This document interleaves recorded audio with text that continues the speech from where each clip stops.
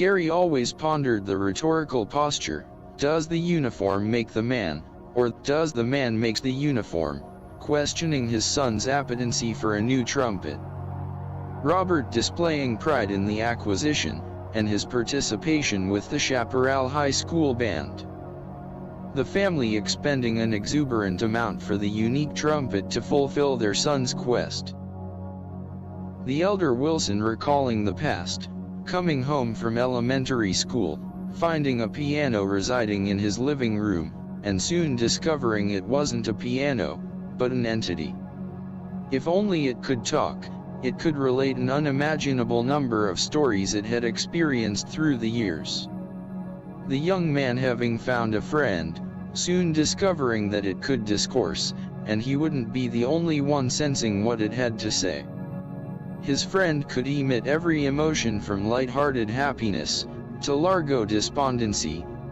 It could paint a pictured aria on its musical canvas, the oceans bellowing the song of the high seas, or a forlorn wagon train crossing the plains and emit the sound of a babbling brook on a hillside.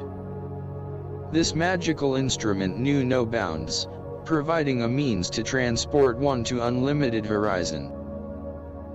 The elder Wilson having spent his earlier years in the music profession, discerning that his son was not an enlivened musician, differentiating between those who could accomplish the playing of music, and those who instilled a euphoric desire within.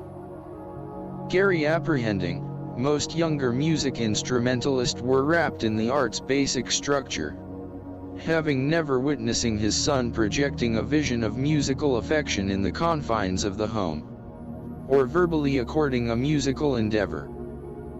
Like most reaches in life, there were two types of music visionaries, those who impassioned an inner venerate for music, and those who replicated it, extricating the notes of presentation. It was apparent, Rob's ambition was an absolute perfection of reflecting the written score, not inherent from within, but a pensiveness of his desire to replicate its calling and ameliorate both the music and his stature. The fall evening temperature having peaked at 60 degrees, the stands beginning to fill for Chaparral Roadrunners football, the elder Wilsons seated, Gary an avid high school football fan, never missing a Roadrunner home game, Robert also present as a member of the high school band. The contest between the Conway Springs Cardinals and the Roadrunners getting underway. It was subtle but noticeable, the wind having shifted, no longer traversing from the southern direction of Oklahoma, but increasing in velocity out of the north, with it a marked descending change in the temperature. Halftime at the football arena also found an aura of change, the once mild humid evening now in transition, the temperature having dropped over 20 degrees with the brisk north wind, the engulfed assemblage of fans discovering they were not suitably attired for the abrupt change in the weather and began a departure. The stands once filled with supporters were rapidly being vacated. Gary noting the remnants of fans after the mass exit was sparse, it was apparent that most of those remaining were loyal family members of the football team and the insuperable band, determining sadly, the winner of the game was the weather. It was band day at the Kansas State Fair in Hutchinson, the Chaparral band traversing by bus to march in the annual parade, one of many high school bands invited to compete in this astounding presentation.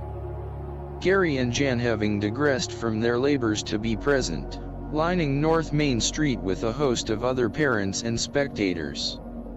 Standing curbside, the ambience of the marching bands passing in review, all in attendance experiencing a proud moment, watching the schools and the uniformed youth on parade.